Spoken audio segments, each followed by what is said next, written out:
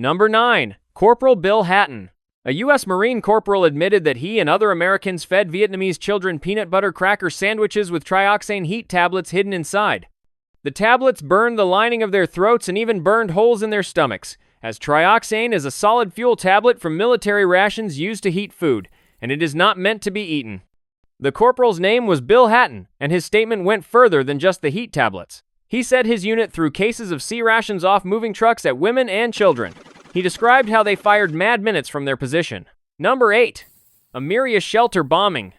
At 4:30 inches the morning, on the 13th of February, 1991, 2 U.S. Air Force stealth bombers dropped laser-guided bombs on public shelter number 25 inches, Baghdad's Amiria district. The shelter had been built during the Iran-Iraq War and was used by families for protection. On that night, it was crowded with hundreds of civilians, including women and children, trying to survive the Gulf War air campaign. The first bomb cut through 9.8 feet of reinforced concrete before exploding. Minutes later, the second bomb followed the same path and detonated inside. People outside heard screams for several minutes, then silence. Inside, more than 400 civilians were killed. Those on the upper floors were burned alive instantly, while others died when boiling water from burst tanks scalded them. Survivors described blackened handprints fused to ceilings, corpses melted together into blocks of flesh, and a layer of human fat floating on the water pumped in by firefighters. The U.S. military later said they believed the shelter had been turned into a military command post, and they pointed to intercepted signals and surveillance reports as proof. But even some senior U.S. officers doubted this evidence, calling it circumstantial. Human Rights Watch and journalists who visited the site found no trace of military use, and they reported that the shelter was clearly marked as a civilian refuge. Today, the ruins stand as a memorial with photographs of the dead on the walls. Charred handprints and burned ceilings remain in place. A woman named Greta, who lost 8 children in the bombing, became the caretaker and guide for visitors. Number 7. Laconia Incident. On the 12th of September 1942, the German submarine U-156 torpedoed the British ship RMS Laconia off the coast of West Africa. Because the Laconia was armed, it was considered a normal legal military target. But once the submarine's commander, Werner Hartenstein, realized that most of the people in the water were Italian prisoners of war and civilians, he began a rescue effort.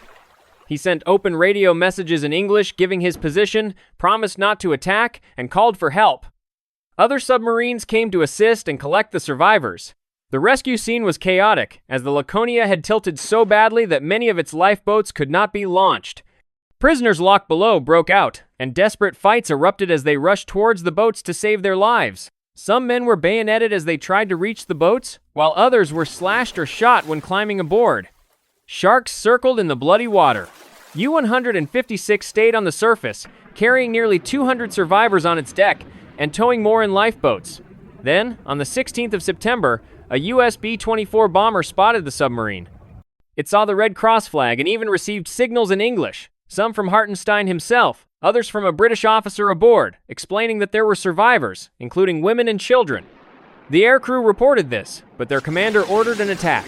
Bombs and depth charges fell among the lifeboats, killing many people and forced U-156 to release the survivors and dive to save itself. Other submarines continued the rescue, but still, the death toll was staggering. Out of 2,732 people on the Laconia, only about 976 to 1,083 survived, and between 1,658 and 1,757 died, most of them Italian prisoners of war. Meanwhile, the American airmen reported that they had sunk U-156, received medals for the attack, and faced no investigation or punishment. The case was quietly dropped. The bombing of a rescue effort shocked the German Navy, and because of this, on September 17, Grand Admiral Karl Donitz issued the Laconia Order, forbidding U-boats from rescuing survivors. From then on, German submarines followed a policy of unrestricted submarine warfare. The order became a central issue at the Nuremberg trials, where prosecutors argued that Donitz and his submariners had committed war crimes. However, the move backfired once the full story of the Laconia incident and Allied practices came out. The tribunal criticized the order for being harsh and unclear, but did not add extra punishment to Donitz's sentence for this charge. Legal experts later judged the American attack on U-156 as a clear example of a war crime, Under international law, enemy submarines rescuing survivors under a Red Cross flag are not lawful targets while doing so. Number 6. Maiwand Kill Team. A 5-year-old Afghan boy was working in a field when U.S. soldiers threw a grenade at him, shot him, and then posed for photos with his body. The sergeant then cut off his little finger as a trophy. That was the beginning of the Maiwand District murders, a series of killings carried out in 2010 by a self-named kill team from the U.S. Army's 3rd Platoon Bravo Company. A month later, soldiers killed a 2-year-old man who was later believed to have been deaf or mentally disabled and kept part of his skull. Keeping body parts as trophies was a recurring characteristic of these killings. Then they killed Mullah Adadad with a grenade and gunfire in front of his family.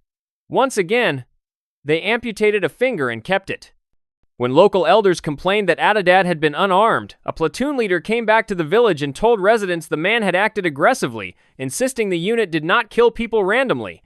However, photos later published by Der Spiegel and Rolling Stone told another story. They showed soldiers smiling over corpses, holding body parts, and even 2 Afghans cuffed together beside a sign that read, "Talibans are dead."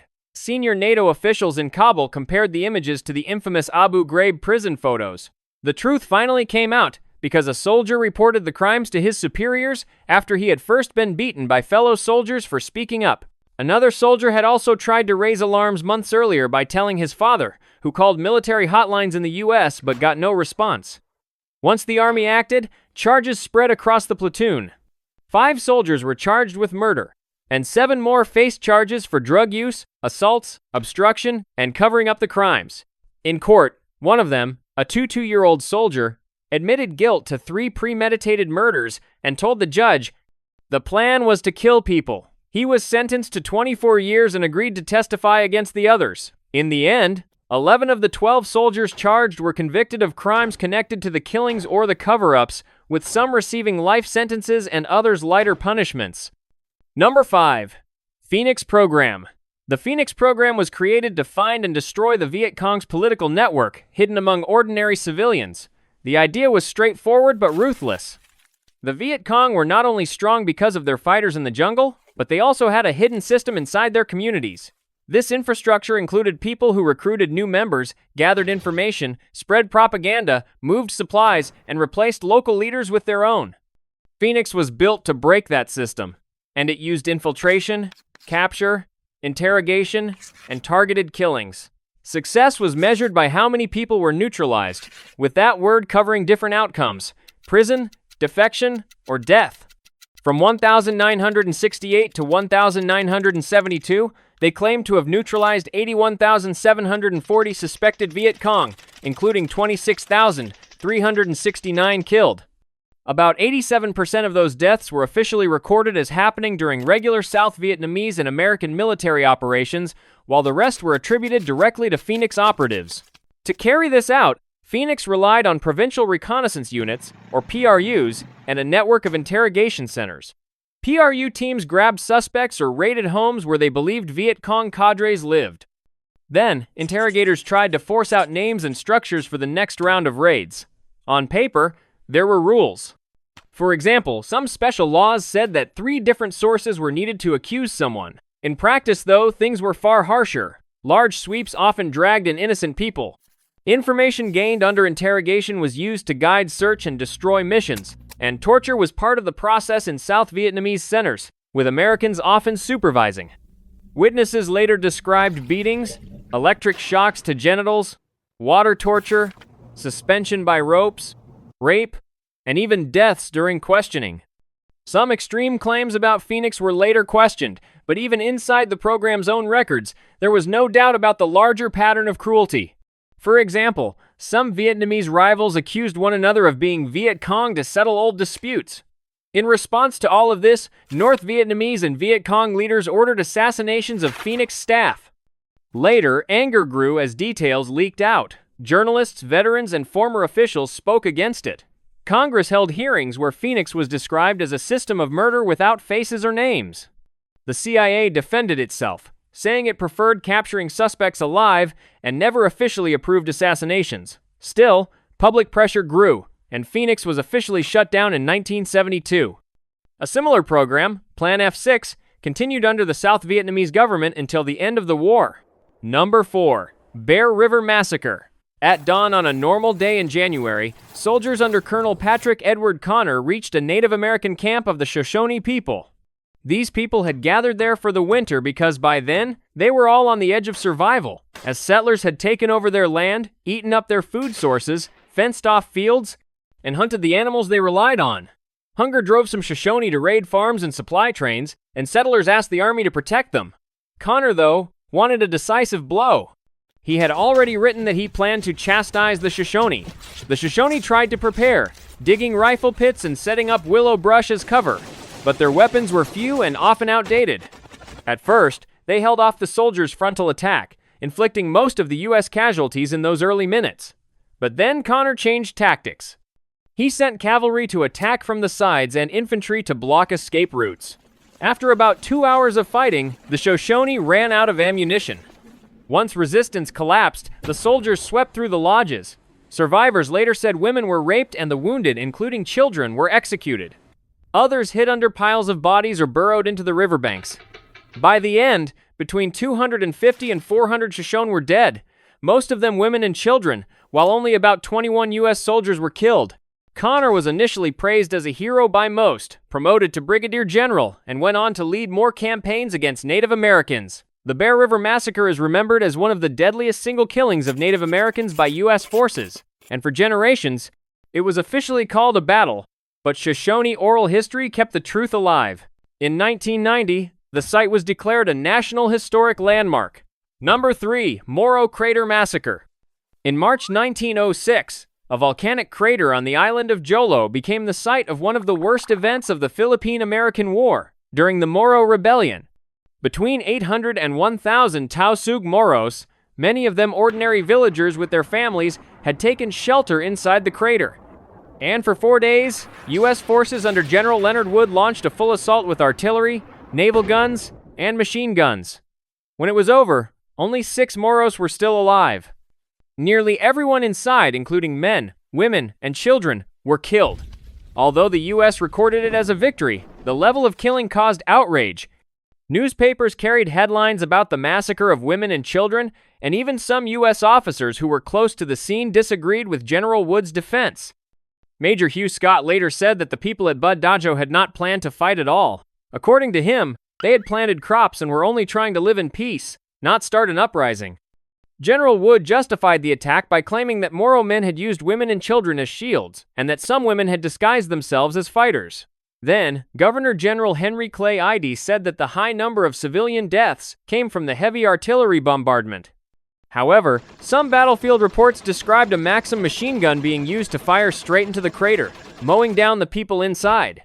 These contradictions led many to believe that the truth was being covered up. On the American side, about 20 soldiers were killed and 70 were wounded. President Theodore Roosevelt sent Wood a congratulatory message, but the press at home turned against him. The Secretary of War demanded answers about what was being called the wanton slaughter of women and children. Wood took responsibility but insisted that the attack had been necessary. Number 2. Buyo Maru Lifeboat Killings. During World War II, the U.S. submarine Wahoo torpedoed and sank the Japanese transport ship Buyo Maru in the Pacific. What happened afterward, though, turned it into one of the most controversial moments of the war. Survivors crowded into lifeboats and rafts, and instead of leaving them, the Wahoo opened fire. Machine guns swept across the survivors, scattering bodies into the water. The U.S. Navy later gave its official explanation. A vice admiral claimed the crew of the Wahoo had only acted in self-defense. He said the survivors, Japanese soldiers, had fired first with rifles and machine guns, and it was common for armed troops at sea to resist capture. The submarine's executive officer added that their goal was not to massacre people, but to force them out of the lifeboats so they could not regroup and fight again. However, not every account agreed with this version. An historian wrote that the submarine crew had actually fired first, and that only afterward did some survivors shoot back with handguns. The controversy grew even deeper when it became clear who was in the lifeboats. Along with Japanese troops were almost 270 prisoners of war. In the end, of the 1,126 people originally aboard the Buyo Maru, 195 Indians and 87 Japanese were killed. Some died when the torpedoes hit the ship, but others were killed in the shootings that followed. The U.S. Navy never officially called the incident a war crime, describing it instead as a harsh but necessary part of submarine warfare. Number 1. Fort Detrick Human Experiments. Behind barbed wire in Maryland, the United States once ran its biological weapons headquarters. From 1943 to 1969, Fort Detrick was the center of the U.S. biological weapons program. Scientists there learned how to grow dangerous germs, test ways to deliver them, and develop methods to contain and sterilize them. After World War II, secrecy was so tight that the public did not even learn about the wartime program until months after Japan surrendered. One of the most disturbing choices tied to the program came right after the war. Researchers from Japan's Unit 731, who had carried out lethal human experiments involving infection, temperature extremes, and much more, which we won't even get into here as that is a whole other story, were given immunity from prosecution. In exchange, their director, Shiro Ishii, handed over thousands of tissue slides from human and animal dissections. Those materials were reportedly stored at Fort Detrick. The base also became a site for U.S. human testing, and in the same period, Fort Detrick scientists researched the use of insects to spread disease. A scholar who studied this history wrote that U.S. planners approved insect-based biological warfare for use as early as the fall of 1950 and had multiple agents ready. He concluded it is very likely the United States actually used insects dropped from aircraft during the Korean War. That remains his assessment, though, not an official admission. There were some side effects at the base, too. For example, in the 1,950 seconds, workers at the base died from anthrax exposure. Another died in 1964 from viral encephalitis. In 2019, the Centers for Disease Control and Prevention identified serious safety failures in Fort Detrick's high-containment labs and ordered a halt to operations until fixes were made.